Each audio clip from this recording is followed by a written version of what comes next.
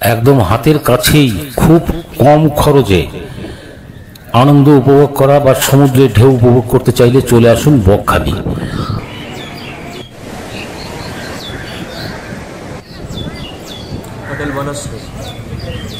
বন্ধুরা, বকখালি এসে আমরা কি কি আনন্দ উপভোগ করলাম, কোথায় কোথায় গেলাম, কি কি দেখলাম, টোটালটাই আমাদের আজকের এই ভিডিওতে থাকছে।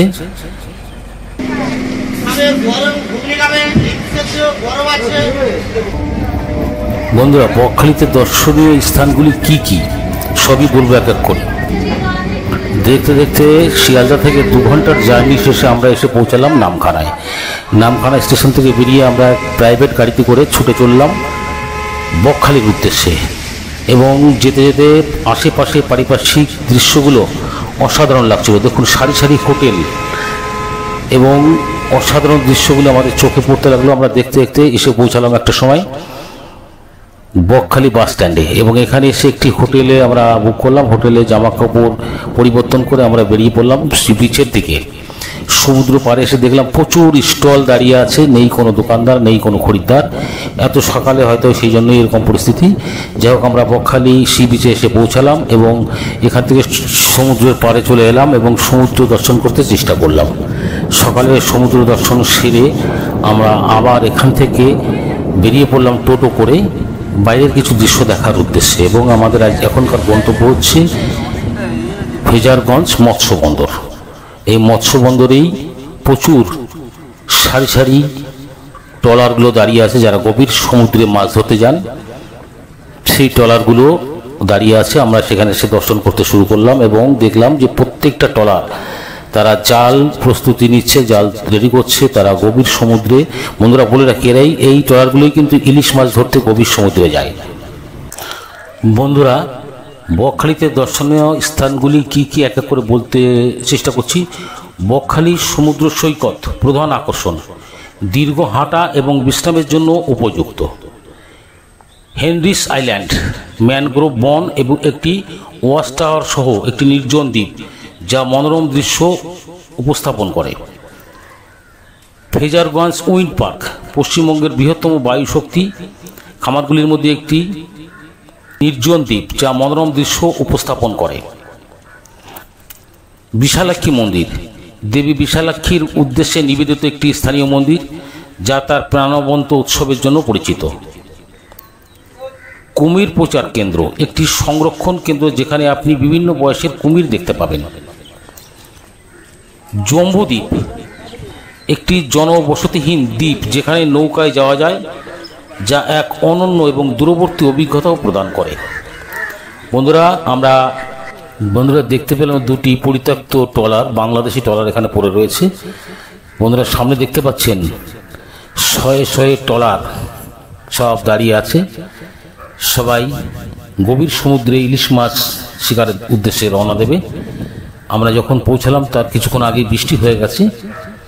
আমাদের সবাই এখানে একটু সেলফি ফটো তুলতে চেষ্টা করছে, আমিও সেটাকে তুলে ধরতে চেষ্টা করলাম।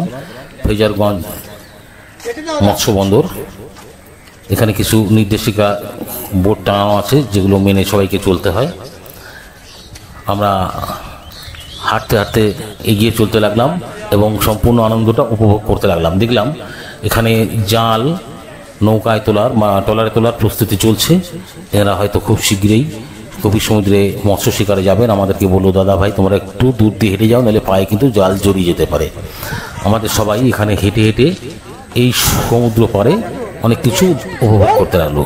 আমাদের মধ্যে এক ভাই হঠাৎ করে একটু নিচে যাওয়ার নেমে গিয়ে একটি শঙ্খ দেখতে পেলেন, জীবিত শঙ্খ। শঙ্খটা হাতে তুললেন, ছোট্ট একটা শঙ্খ।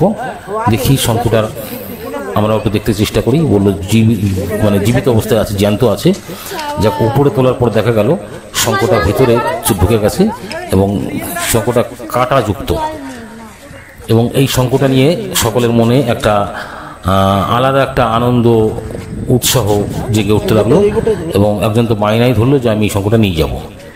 এই খাড়িটির নাম অ্যাডওয়ার্ড ক্রিক।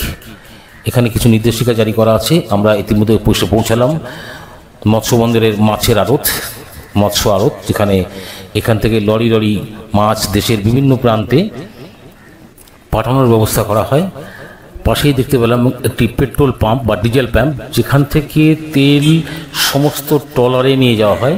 এই পাম্প থেকেই তেল ডেলিভারি দেওয়া হয়।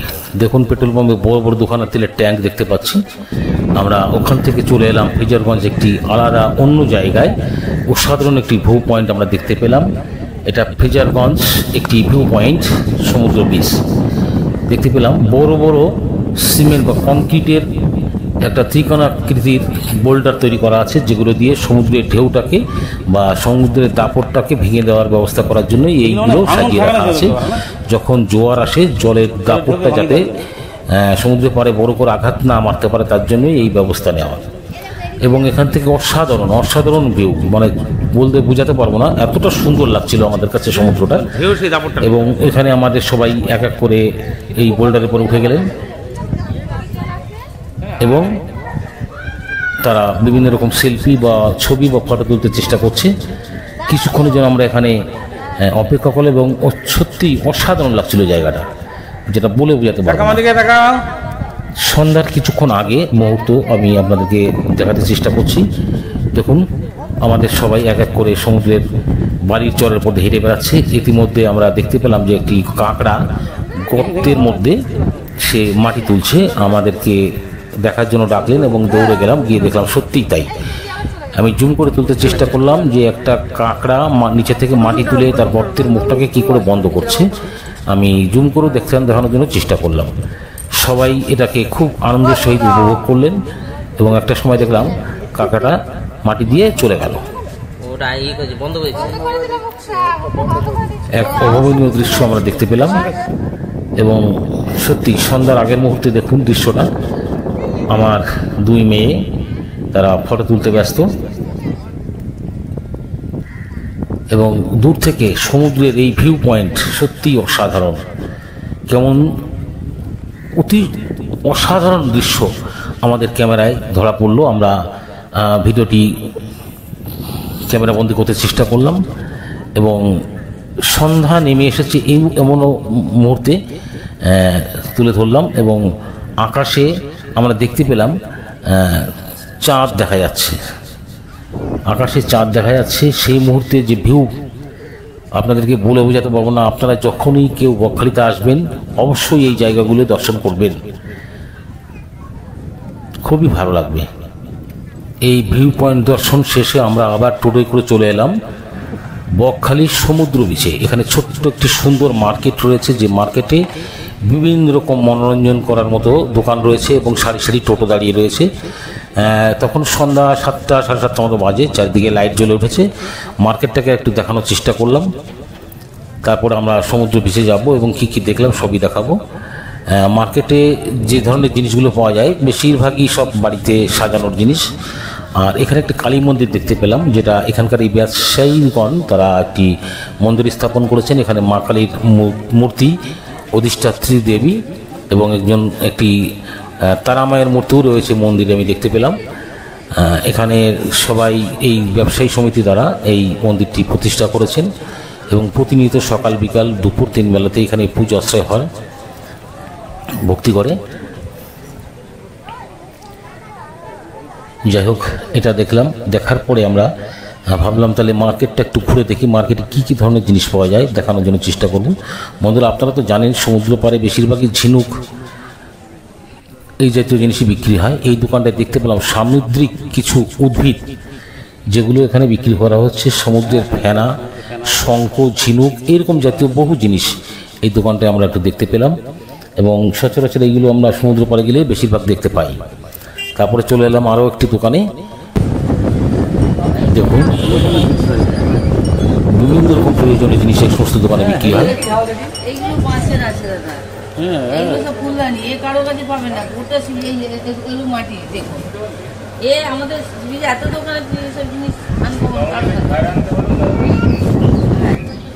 দিদিভাই আমাদেরকে বুঝিয়ে দিলেন কী কী জিনিস কী কী দামে বিক্রি হচ্ছে, কোথায় কোথায় পাওয়া যায় বা যায় না।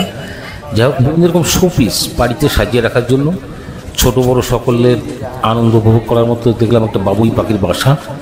এই ধরনের জিনিস মার্কেটে বিক্রি হচ্ছে। যাই হোক, আমরা এখান থেকে স্বল্প বিস্তর কেনাকাটা করলাম। চলে এলাম সমুদ্রের পাড়ে। দেখতে পেলাম এখানে একটি গঙ্গা ও ভগীরথের একটি মূর্তি স্থাপন করা আছে মন্দিরের মধ্যে, এবং বিচের দিকে তাকিয়ে দেখলাম তখন ঘন অন্ধকার হয়ে গেছে, কিন্তু এতটাই জোরদার লাইটের ব্যবস্থা রাখা আছে যে বিচটাকে সুন্দর লাগছিল দেখতে। সমস্ত স্টলগুলো এখন চালু হয়ে গেছে, সমস্ত দোকানদাররা বিভিন্ন রকম খাদ্যদ্রব্য বিক্রি করছেন। আমরাও সেখানে ঢুকে পড়লাম, কী কী বিক্রি হচ্ছে বা কী কী কিনে খাওয়া যেতে পারে সেটা দেখার উদ্দেশ্যে। দেখলাম প্রচুর স্টলে মাছ বিক্রি হচ্ছে। দেখুন, এক একটা ট্রেতে মাছ সাজিয়ে রাখা আছে, প্রত্যেকটা ট্রে এক এক ট্রেতে যে মাছ আছে 100 টাকা করে। আপনি 100 টাকা দিলে এই প্রত্যেকটা ট্রের মাছ, মানে যে ট্রেটা আপনি পছন্দ করবেন সেই ট্রের মাছটা কেটে ধুয়ে পরিষ্কার করে বেসন গোলায় চুবিয়ে একদম তেলে ফ্রাই করে আপনাদেরকে দেবে। আমি সেই দৃশ্যটা তুলে ধরতে চেষ্টা করলাম। সত্যি অসাধারণ লাগছিল। আমি দেখলাম যে এখানে একটা না, এরকম প্রচুর স্টল রয়েছে। এখানে মাছ ভাজা বা মাছ ফ্রাই করে খাওয়ার জন্য সাজিয়ে বসে আছে তারা পসরা। বিভিন্ন প্রজাতির সামুদ্রিক মাছ, তার মধ্যে অক্টোপাস, চিংড়ি মাছ, বেলে মাছ, সাইটিং মাছ, তারপরে ভোলা মাছ, কাঁকড়া মাছ তো অবশ্যই রয়েছে। বিভিন্ন প্রজাতির মাছ, সামুদ্রিক মাছ সব সাজিয়ে রাখা আছে। এক প্লেট 100 টাকা। যার যে প্লেট পছন্দ সেই প্লেটটা বললেই ওনারা ফ্রাই করে দেবেন। আপনারা সমুদ্রের পাড়ে বসতে গেলে এখানে 10 টাকা করে চেয়ার ভাড়া পাওয়া যায়। কিছু মানুষ তারা চেয়ার সাজিয়ে রেখেছেন, চেয়ারের পর বসুন, যতক্ষণ খুশি বসুন। শুধুমাত্র 10 টাকা দিলেই চেয়ারে আপনি বসতে পারবেন। চেয়ারের মধ্যে বসে সমুদ্রের ঢেউ উপভোগ করুন এবং মিষ্টি হাওয়া উপভোগ করুন, আর বসে এই মাছ ভাজা, বিভিন্ন রকম মাছ ভাজা আপনি খেয়ে উপভোগ করুন। এবং দেখতেই পাচ্ছেন এখানে প্রচুর স্টল, কি নেই, ফুচকা থেকে শুরু করে এগ রোল, চাউমিন এবং বিভিন্ন আইসক্রিম, মানে বলে বোঝাতে পারবো না। বিভিন্ন রকম স্টল সাজিয়ে বসে আছে, পসরা সাজিয়ে বসে আছে এই দর্শনার্থীদের জন্য, পর্যটকদের জন্য। এবং পর্যটকরা এই সমুদ্র পাড়ে এসে আনন্দ উপভোগ করে। এবং খাদ্যরসিকদের জন্য তো অতুলনীয় স্থান বকখালি সি বিচ, বকখালি ও ফ্রেজারগঞ্জ মনোরম সৌন্দর্য। বন্ধুরা, ফ্রেজারগঞ্জ পূর্ব ভারতের সবচেয়ে সুন্দর সৈকতগুলির মধ্যে একটি। সুন্দরবনের পশ্চিম প্রান্তে অবস্থিত ফ্রেজারগঞ্জ একটি সাদা বালির সৈকত, যার মনোমুগ্ধকর প্রাকৃতিক সৌন্দর্য উপভোগ করে। এই সৈকতটি গঙ্গার বদ্বীপের একটি দ্বীপ অবস্থিত, যা দক্ষিণ বাংলার নির্মল সৌন্দর্য উপভোগ করে। বন্ধুরা, কলকাতা থেকে 122 কিমি দূরত্বে এই বকখালি সি বিচ। আপনারা আসুন এবং এখানে অসাধারণ ভিউগুলো আপনারা অবশ্যই দর্শন করতে পারেন। ছোট্টর মধ্যে অসাধারণ পর্যটন কেন্দ্র বকখালিতে পৌঁছে এখানে বিভিন্ন রকম হোটেল রয়েছে, হোটেল আপনারা বুক করতে পারেন। তারপরে এখানে মনোরম দৃশ্যগুলো ঘুরে দেখবেন। আশা করি প্রত্যেকেরই ভালো লাগবে। বকখালি কিসের জন্য পরিচিত এবং আমার কেন যাওয়া উচিত? ভারতের পশ্চিমবঙ্গের একটি শান্ত এবং তুলনামূলকভাবে অনাবিষ্কৃত সমুদ্র সৈকত গন্তব্যস্থল হল বকখালি। এটি শহরের কোলাহল থেকে প্রশান্তির অনুভূতি প্রদান করে, যা এটিকে বিশ্রাম এবং প্রকৃতি প্রেমীদের জন্য একটি আদর্শ স্থান করে তোলে। দীর্ঘ বালুকাময় সমুদ্র সৈকত অবসর সময়ে হাঁটার জন্য উপযুক্ত এবং শান্ত সমুদ্র সৈকত একটি সতেজ ডুব দেওয়ার জন্য আমন্ত্রণ জানায়। জনাকীর্ণ সমুদ্র সৈকতের গন্তব্যস্থলের বিপরীতে বকখালি একটি শান্তিপূর্ণ পরিবেশ বজায় রাখে, যা দর্শনার্থীদের শান্ত হতে এবং প্রাকৃতিক সংযোগ স্থাপন করতে দেয়। এই অঞ্চলটি তার বায়ু খামারের জন্যও পরিচিত, যা ভূদৃশ্যে একটি অনন্য দৃশ্যমান উপাদান যোগ করে, এবং সুন্দরবন ম্যানগ্রোভ বনের সাথে এর সান্নিধ্য, যা এটিকে ইউনেস্কোর এই বিশ্ব ঐতিহ্যবাহী স্থানটি অন্বেষণের জন্য একটি সুবিধাজনক ঘাঁটি করেও তোলে। তদুপরি বকখালি স্থানীয় মাছ ধরার সংস্কৃতির এক ঝলক দেখায়। ঐতিহ্যবাহী মাছ ধরার অনুশীলন দেখানোর জন্য ও তরতাজা সামুদ্রিক মাছ খাবারের জন্য স্বাদ নেওয়ার সুযোগ আছে এখানে। বন্ধুরা, আসুন, আমাদের হাতের কাছেই খুব অল্প সময়ে কম খরচে শিয়ালদা থেকে নামখানার টিকিট, রেলের টিকিট মাত্র 25 টাকা। নামখানা থেকে বকখালি যেতে এখানে টোটো, অটো, বাস সব রকম গাড়ির ব্যবস্থাই আছে। আপনি যে ধরনের গাড়ি ব্যবস্থা নিতে পারেন নেবেন, বকখালি পৌঁছে যান। এখানে বকখালিতে সব রকমের 300 টাকা থেকে শুরু করে 3000 টাকা, 4000 টাকা, 5000 টাকা ঘর ভাড়া, হোটেল ভাড়া রয়েছে। আর হোটেলগুলিতে আপনারা ঘর ভাড়া নিয়ে রাত্রি যাপন করুন, দিনভর এই সমুদ্রে আনন্দ উপভোগ করুন। এখানে আমার জামাতা আর আমার নাতনি একটু খুনসুটি করে নিচ্ছে সমুদ্র পাড়ে। দেখুন সকালবেলার দৃশ্য, সমুদ্রের পাড় থেকে সূর্য উদয়ের যে দৃশ্যটা অসাধারণ, অভাবনীয়, যেটা বলে বোঝানো যায় না। একমাত্র গন্তব্যস্থলে পৌঁছালে আপনারা এই আনন্দটাকে উপভোগ করতে পারবেন। সমুদ্রের ছায়াটা বালির চরে, এটা কিন্তু সমুদ্রের পাশে বালির চরে, মানে জল জল জল জল পরিস্থিতি রয়েছে সমুদ্রের বালির চরে, সাদা বালির উপরে। সেখানে অসাধারণ দৃশ্য ফুটে উঠেছে, অসাধারণ ভিউ পয়েন্ট, সত্যিই মনোরঞ্জন করার মতো। এবং সকালবেলায় দেখুন সমুদ্রের ঢেউ, সুন্দর শান্ত ঢেউ, মনোরঞ্জন করার মতো একটি জায়গা বকখালি। আমার খুবই ভালো লেগেছে। এবং বকখালিতে এসে আমরা কী কী দেখলাম, কোথায় কোথায় থাকলাম, কি খেলাম, সম্পূর্ণ এই ভিডিওর মধ্যে আপনারা ধৈর্য ধরে সম্পূর্ণ ভিডিওটা দেখতে থাকুন, ভালো অবশ্যই লাগবে। এরপর আমাদের পরবর্তী আরও বিভিন্ন রকম দৃশ্যগুলো আমরা তুলে ধরতে চেষ্টা করব, ভিডিওটা সম্পূর্ণ দেখুন। মনোরম দৃশ্য, শান্ত সমুদ্রের মনোরম ঢেউ আশ্রে পড়ছে বালুকিকার উপরে, অসাধারণ লাগছে এই পয়েন্টগুলো দেখতে। পূর্ণ আনন্দ নেবার মতো একটি সহজলভ্য জায়গা বকখালি। যেতে আসতে খুবই কম সময় লাগে, শিয়ালদা থেকে ট্রেনে মাত্র 2 থেকে 2.5 ঘন্টা সময় লাগে। আর বাসে বা টোটো, অটো বা প্রাইভেট গাড়িতে ওখান থেকে যেতে 15 থেকে 20 মিনিট, কি বড় জোর 0.5 ঘন্টা টাইম লাগে বকখালি পৌঁছাতে। অল্প সময়ের মধ্যে অল্প খরচে পৌঁছে যাওয়া যায় বকখালিতে।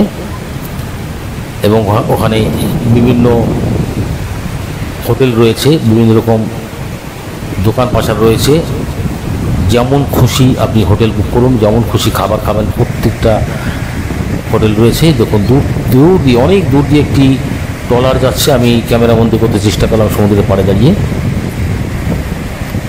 ছোট বড় সকলেই আনন্দপ্রিয় একটি জায়গা। আমার এখানে 2 জামাতা, 2 মেয়ে এবং আমার এক নাতনি সমুদ্রের পাড়ে আনন্দ উপভোগ করছে, আমি ক্যামেরা বন্দি করে ফেললাম তাদেরকেও।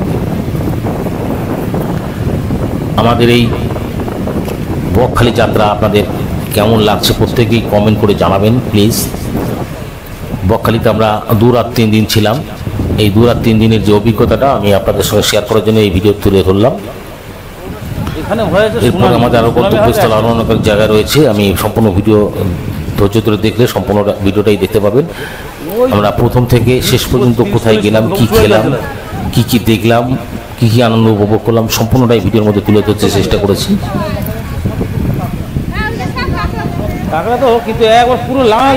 সাদা বালির চর, আমরা প্রচুর লাল কাঁকড়া দূর থেকে দেখতে পাচ্ছি। আশ্চর্য বিষয়, যখনই কাছে যাচ্ছি তখনই কাঁকড়াগুলো গর্তের মধ্যে চলে যাচ্ছে। অনেক কষ্টে জুম করে একটি কাঁকড়ার ছবি তুলতে চেষ্টা করলাম। দেখুন লাল রঙের একটি কাঁকড়া আমাদের দেখা মাত্রই গর্তের মধ্যে চলে যাচ্ছে। এই আর একটা কাঁকড়া আমি তুলে ধরতে চেষ্টা করলাম। লাল রঙের কাঁকড়াগুলো দূর থেকে আমরা দূরে, অনেক দূরে দেখতে পাচ্ছি লাল। এখন কাঁকড়া নেই, শিমুল ফুলের মতো চারদিকে লাল লাল, কিন্তু আমরা যেখানে দাঁড়িয়ে আছি আমাদের থেকে 50 মিটারের মধ্যে নেই কিচ্ছু। যতটা এগিয়ে যাচ্ছি সঙ্গে সঙ্গে কাঁকড়াগুলো গর্তের মধ্যে চলে যাচ্ছে। সমুদ্রের পাড়ে ঝাউ বাগান, কিছু ভিউ পয়েন্ট আপনাদের জন্য তুলে ধরতে চেষ্টা করলাম। বন্ধুরা বলে রাখি, এখানে একটি বনবিবির মন্দির রয়েছে সমুদ্র সৈকত থেকে প্রায় 1.5 কিলোমিটার দূরে। আমরা হাঁটতে হাঁটতে হাঁটতে হাঁটতে সমুদ্রের পাড় দিয়ে বনবিবির মন্দিরটি দর্শন করার জন্য এগিয়ে গেলাম। গিয়ে দেখলাম মন্দিরটি সংস্কার করা হচ্ছে। এর কয়েক বছর আগে আমি যখন গেছিলাম তখন দেখতে পেয়েছিলাম এই মন্দিরটি একটি টিনের ঘর, কিন্তু এবারে দেখতে পেলাম টিনের ঘরটি নেই, পাকা সিমেন্ট বালি ও ইটের সাহায্যে একটি পাকা মন্দির গড়ে তোলা হচ্ছে। মন্দিরটি কাজ চলছে, নির্মাণ কাজ চলছে।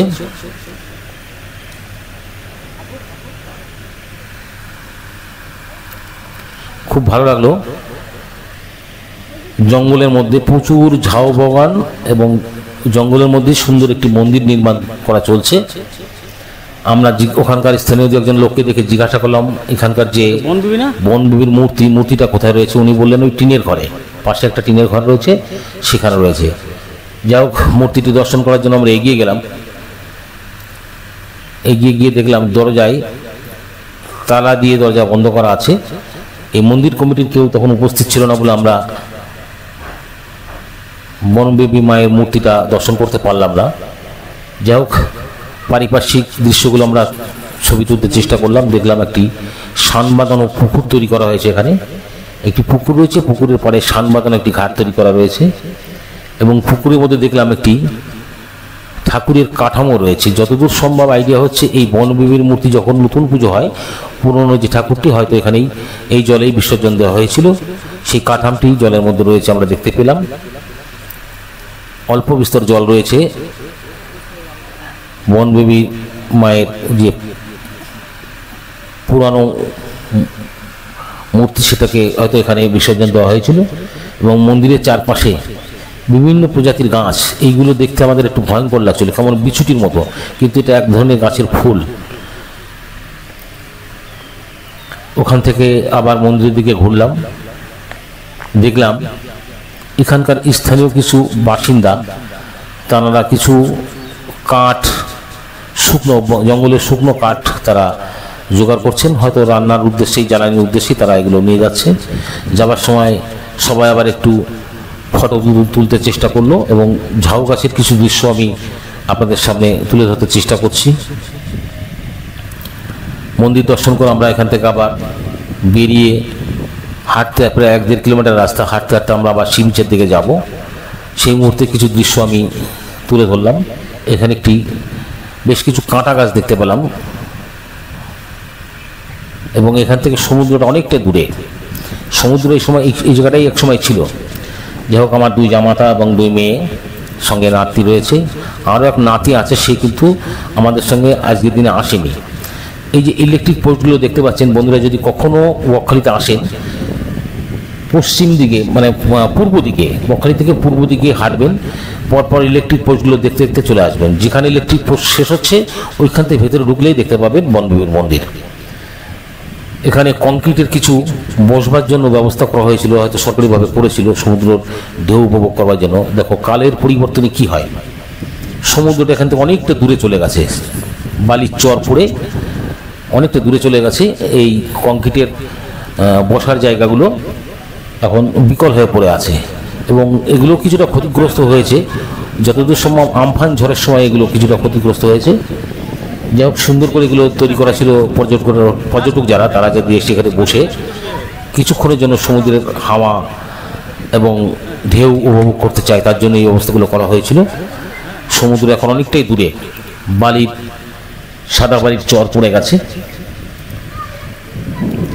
দেখলাম ওই এখানকার স্থানীয় কিছু মহিলা, তারা জঙ্গল থেকে শুকনো কাঠ জোগাড় করে তারা মাথায় করে নিয়ে যাচ্ছে বাড়ির দিকে। আমাদের সবাই হাঁটতে হাঁটতে হাঁটতে হাঁটতে এগিয়ে আসছে বকখালি বিচের দিকে, আমরা আবার এগিয়ে চলেছি।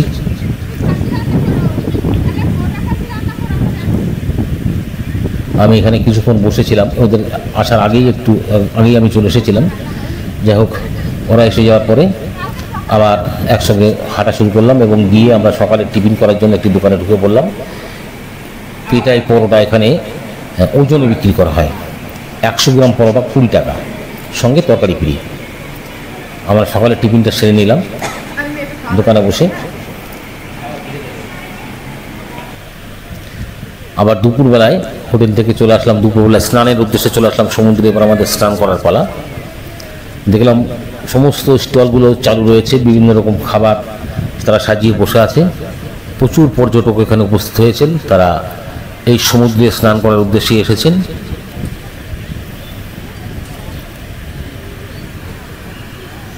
আমরা এখানে স্নান করার উদ্দেশ্যে এই সমুদ্র পাড়ে চলে এসেছি। প্রচুর পর্যটক এখানে দাঁড়িয়ে দাঁড়িয়ে তারা সমুদ্রের হাওয়া এবং সমুদ্রের ঢেউ উপভোগ করছেন। আশ্চর্যের বিষয়, জোয়ারের সময় এখানে একটি সমুদ্রেরই একটু অংশ বেশ খানিকটা জল হয়ে গেছে। এই জলটা পার হয়ে আমাদের সমুদ্র পাড়ে যেতে হবে। সমুদ্রটা আগে এখানেই ছিল, কিন্তু পরবর্তীতে বালির চর পড়ে অনেকটা পিছিয়ে গেছে। দেখুন দুপুরবেলায় সমুদ্রের রূপরেখা কত সুন্দর লাগছে। প্রচুর মানুষ পর্যটক তারা সমুদ্রে স্নান করার উদ্দেশ্যে দুপুরবেলায় সমুদ্র পাড়ে চলে এসেছেন।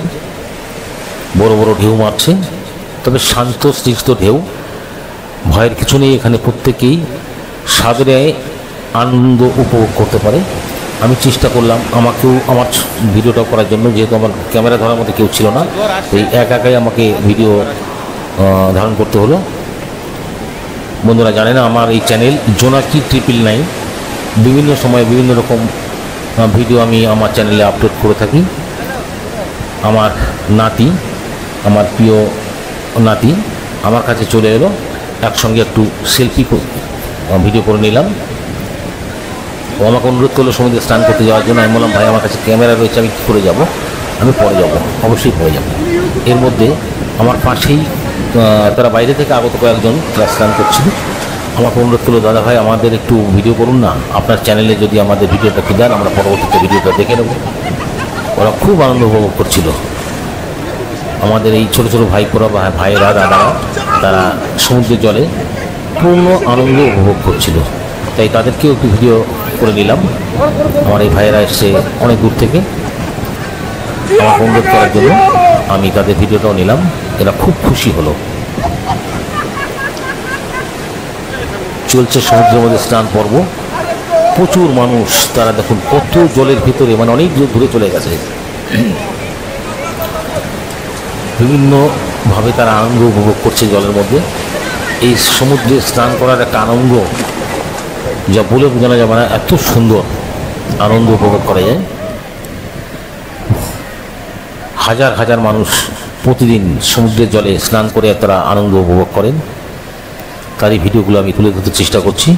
এই সময় একটু জোয়ার আসার জন্য ঢেউগুলো একটু বড় বড় মারছিল, তবে অন্য অন্য বিষের মতো এতটা ভয়ঙ্কর ঢেউ এখানে বকখালিতে হয় না। যাই হোক, সম্পূর্ণ আনন্দ উপভোগ করা যায় অবশ্যই। চারিদিকে মানুষ আর মানুষ, শুধু পর্যটক। এর মধ্যে আমার নাতনি প্রচণ্ড পরিমাণ আনন্দ উপভোগ করতে লাগলো, একটি বল নিয়ে সমুদ্রের পিছে খেলতে শুরু করলো। ছোট্ট নাতনি, আমার 2 মেয়ে রয়েছে, আমার নাতনি রয়েছে, তারা বল নিয়ে সমুদ্রের পিছে খেলতে শুরু করলো। এখানে আবার উপস্থিত হয়ে গেল আমার নাতি, সেও বল নিয়ে খেলতে শুরু করলো। দেখুন কতটা আনন্দ পাচ্ছে ছোট্ট শিশু, যে বলে বোঝানো যায় না। বকখালিতে না আসলে এই আনন্দ থেকে বঞ্চিত থাকবেন। দেখুন এটা একটা অসাধারণ দৃশ্য। বালি দিয়ে আস্তে আস্তে একটি পাহাড় তৈরি করা হচ্ছে, কিন্তু জলের ঢেউ এসে কীভাবে ভেঙে দেয়, এই দৃশ্যটি সত্যি অভাবনীয়। এই ভেঙে এলো, এতক্ষণ দিয়ে ধরে বালি দিয়ে একটি সুন্দর মন্দিরের মতো চূড়া তৈরি করা হয়েছিল, সমুদ্রের জলের ঢেউ মেরে সেটাকে ভেঙে দিল। আমাদের সকলে এখানে বসে জলের মধ্যে আনন্দ উপভোগ করছে। আমি তাদেরকেও একটু ক্যামেরা বন্দি করতে চেষ্টা করলাম।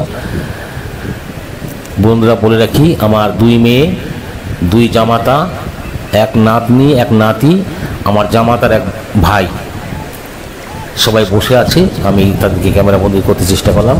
এর মধ্যে আমার নাতনি আবার বালি তুলে ছুঁড়ে ছুঁড়ে আমার গায়ে দেওয়ার জন্য চেষ্টা করছে, খুব আনন্দ উপভোগ করছে। আমি পালাচ্ছি আর আমার গায়ে বালি ছুঁড়ে ছুঁড়ে মারছে।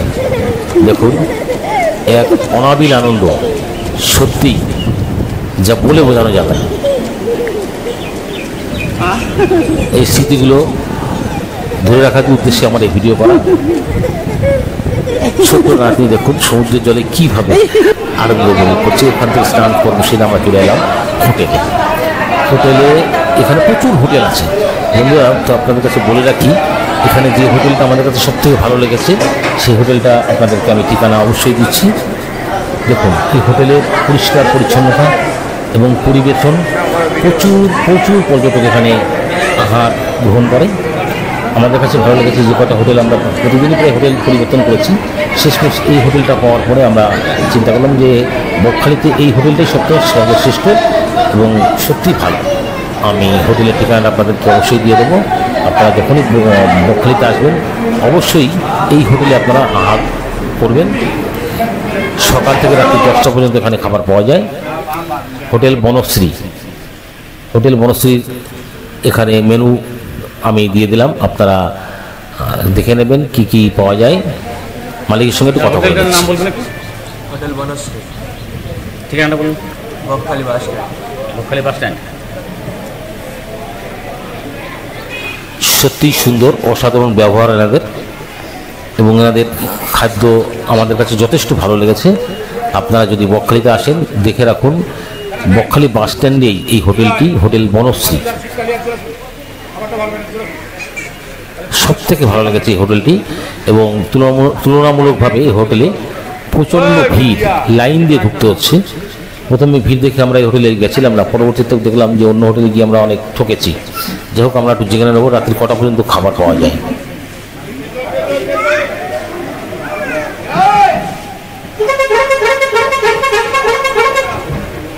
সব দিনই চালু থাকে তো?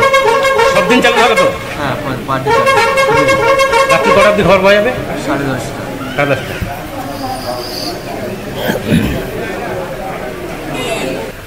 খাওয়া দাওয়া সেরে বিকালবেলায় আবার টোটোয় করে চলে এলাম আমরা মা বিশালাক্ষী মন্দিরে।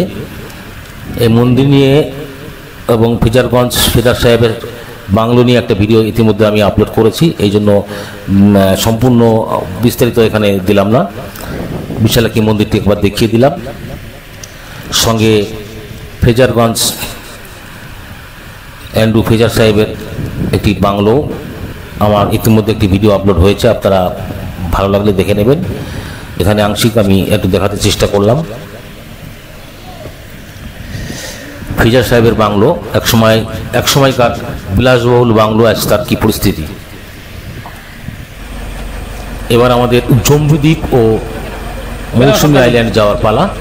আমরা ফেজারগঞ্জ থেকে ট্রলারে উঠতে চেষ্টা করছি। লাল গেঞ্জি পরিত ভদ্রলোক, উনি হচ্ছেন ট্রলারের মাঝি, মতি মাঝি। ওনার ফোন নাম্বার আমি অবশ্যই দিয়ে দেবো। আপনারা যদি কখনো বকখালিতে যান, সমুদ্রে ঘুরতে যান, এই নম্বরে যোগাযোগ করলে তোমার সঙ্গে কথা বলতে হবে, বা তুমি টাইমটা বলে দিতে পারো কখন জম্মু যাচ্ছে, কখন কী যাচ্ছে। ওরা তো আপনাদেরকে টাইম কিছু বলে না না, ওরা এই নম্বরে ওরা ওদের সাইড সিনটা ঘোরানোর জন্য ব্যস্ত। হ্যাঁ, তোমার এমনি ঠিকানা কোথায়? ফেজারগঞ্জ পোস্টাল। ফেজারগঞ্জ পোস্টাল। এখানে আসলে তোমাকে এই নম্বরে ফোন করলে আবার ওটা তার নাম্বারটা 8016934757। আমার নাম মতি মাঝ।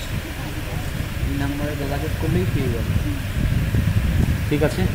সুন্দরবনের যেখানে যাবেন শুধু একবার বলবেন দাদা আমরা এই জায়গাতে যাব, হ্যাঁ, সেরকম আমি রেটও করে দেবো, সেরকম হাইফাই ভালো করে দিয়ে।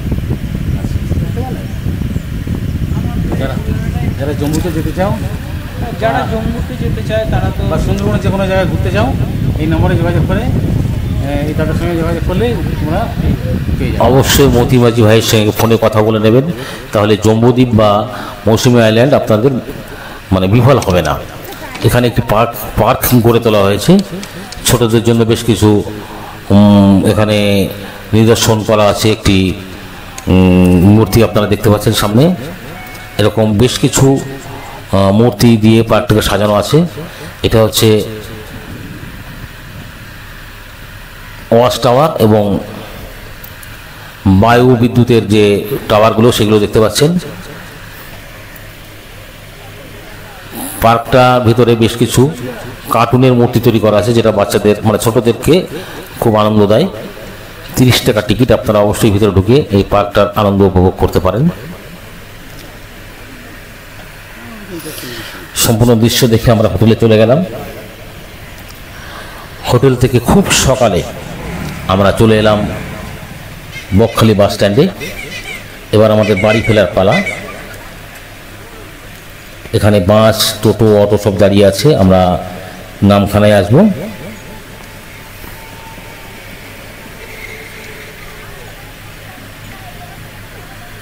সাইডটা একটু ঘুরিয়ে দেখাবার চেষ্টা করলাম।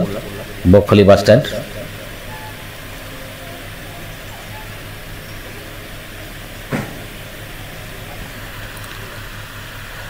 বকখালি বাস স্ট্যান্ড থেকে আমরা বাসে করে চলে এলাম নামখানা। নামখানার থেকে ট্রেনে উঠে সোজা শিয়ালদা, শিয়ালদা থেকে আমাদের নিজস্ব গন্তব্যস্থানে বন্ধুরা ভিডিওটা ভালো লাগলে অবশ্যই একটা কমেন্ট করবেন, সাবস্ক্রাইব করবেন, লাইক করবেন। ভিডিওটা কেমন লাগলো অবশ্যই জানাবেন। নমস্কার বন্ধুরা, সবাই ভালো থাকবেন।